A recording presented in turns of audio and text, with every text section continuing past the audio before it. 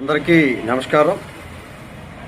ఈరోజు రాష్ట్ర ప్రభుత్వం కేంద్రం విడుదల చేసినటువంటి 15వ ఆర్థిక సంఘం ముగింపు నిధుల్ని అన్ని గ్రామ పంచాయతీలకి, మండల పరిషత్తులకి విడుదల చేయడం మనందరం అభినందించదగిన విషయం. వాటిని వినియోగించడంలో ఆయా గ్రామ పంచాయతీలు వారి వారి ప్రాధాన్యతల క్రమంగా వినియోగించుకోవాల్సినటువంటి అవసరం ఉంది.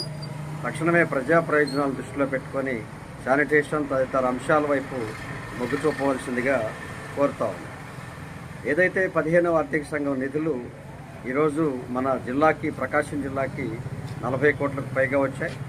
అలాగే 550 కోట్లకు పైగా ఈ రాష్ట్రంలో అన్ని గ్రామ పంచాయతీలకు, మండల పరిషత్తులకు, జిల్లా పరిషత్తులకు పంచబడ్డాయి. వాటిని ఈ యొక్క అధికారులు మరలా గ్రీన్ అంబాసిడర్ల జీతభత్యాలు మరియు ఇతర అంశాల కోసం ప్రాధాన్యతన ఇవ్వమని ఇస్తున్నటువంటి ఆదేశాలపై పునఃపరిశీలించాల్సినటువంటి అవసరం. ఎందుకంటే ముగిసిపోతున్న వారి పదవీ కాలంలో వారు చేసిన పనులకు చెల్లించుకోవాల్సినటువంటి ప్రాధాన్యతని వారు నిర్ణయించుకునే విధంగా, వారి చర్యలకు అనుగుణంగా, వారి తీర్మానాలకు అనుగుణంగా వాళ్ళు చర్యలు తీసుకునే విధంగా ఆదేశాలు ఇవ్వాలని చెప్పి కోరుతా ఉన్నాం. ఈ యొక్క మార్చి తర్వాత వారి పదవీ కాలం పూర్తయితే మరలా వారి బకాయిలు ఎవరివ్వాలనేది ప్రశ్న.